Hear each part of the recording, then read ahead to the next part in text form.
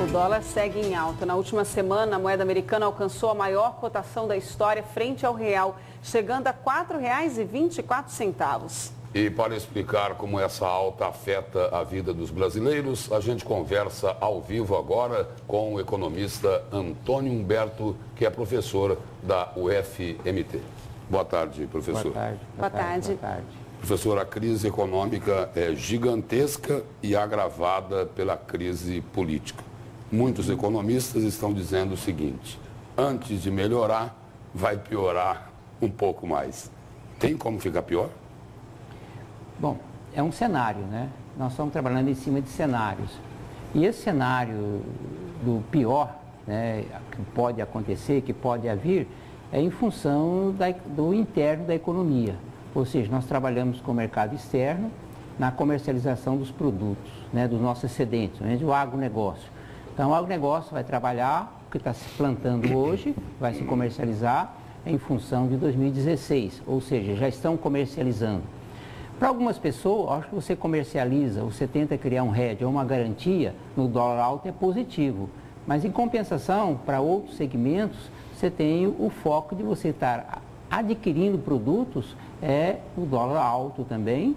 E se esse dólar voltar a um patamar de 3 ou de 2,90 ou 3,10, logicamente o compromisso foi assumido a um dólar do dia. E esse dólar do dia pode talvez trazer uma repercussão negativa.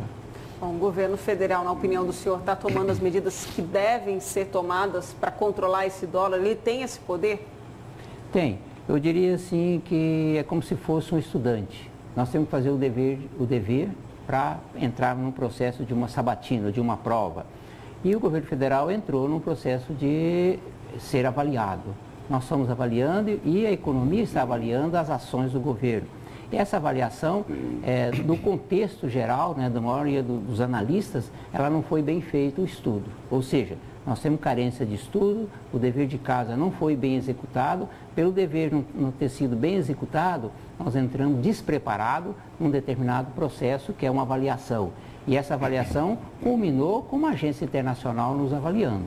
Essa avaliação, ela trouxe para a economia nacional um processo de depressão, ou seja, eu fiquei deprimido, a sociedade, os empresários, o cidadão comum, através dos meios de comunicação, assistiu esse ato como processo de depressão. Ou seja, eu não fiz o dever de casa, fui rebaixado, eu estou indo para um processo de ser reprovado.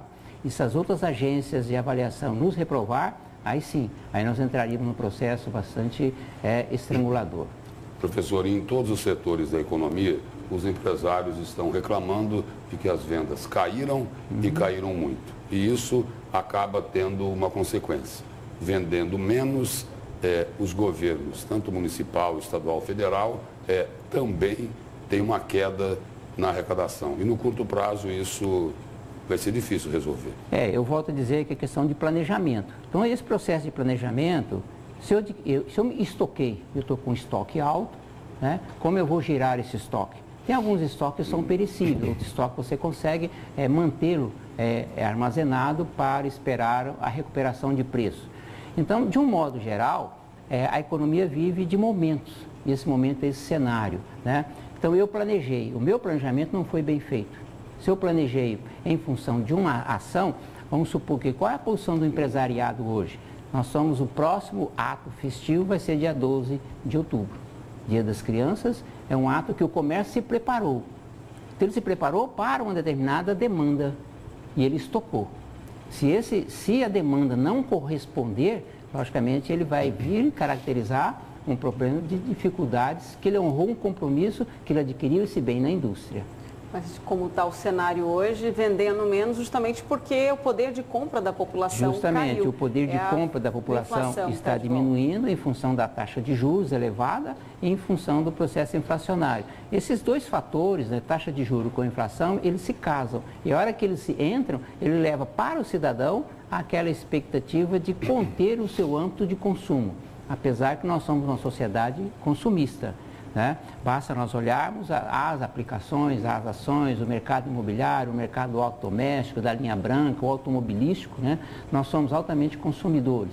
Então, em função dessa relação, o empresário procura se estocar ou se garantir para esse dia. Se esse dia não aconteceu como ele planejou com uma expectativa muito otimista, ele pode entrar num problema de estrangulamento. E além de todos esses problemas na economia, ainda existe o componente político. A presidente Dilma, agora na reforma do Ministério, teve que fazer concessões ao PMDB, quer dizer, a um setor do PMDB, e também fazer concessões ao PMDB da Câmara dos Deputados. O presidente Fernando Henrique, aliás, o ex-presidente Fernando Henrique, tem dito de que, nesse caso aí da composição com o PMDB, o governo teria feito um pacto com o demônio e que o PT prometeu um paraíso e hoje todo mundo vive o inferno da crise. Assim é difícil resolver. Eu volto ao foco, né, das pré-condições. Eu não gerei pré-condições para esse momento.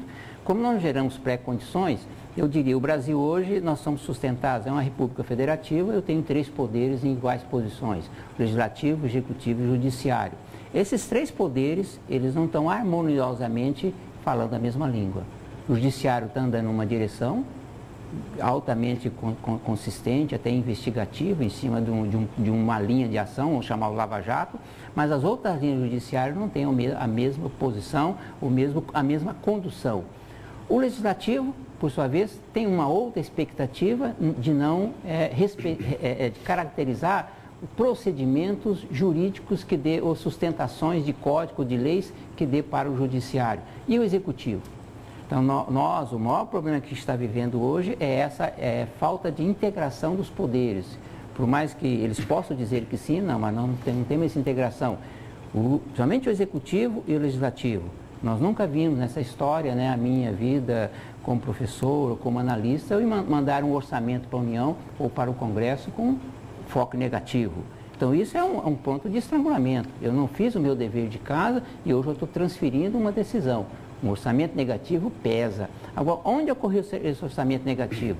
Foi o dever de casa. Ações, né, indevidas que nós adentramos. Vamos pegar o exemplo de Cuiabá. Nós adentramos e apostamos num processo de um legado. O legado não aconteceu. Nós estamos apostando num legado de 2016.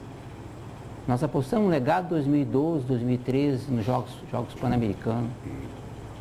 2014, 2016. Quanto custa isso? Qual é o ônus dessa ação em valor de moedas?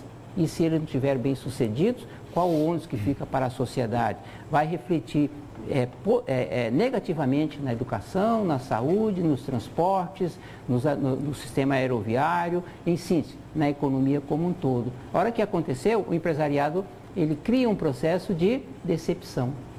Falando em ônus, então, professor, a população está enxergando já uma queda de vagas de emprego? A gente pode apontar isso já como uma consequência e vai piorar um pouco mais? Eu não diria piorar, talvez piorar eu estou pregando o pessimismo. Eu digo assim que é um momento de retração. Essa retração é proveniente desse processo, né? A construção, quem é o maior empregador? É o setor industrial.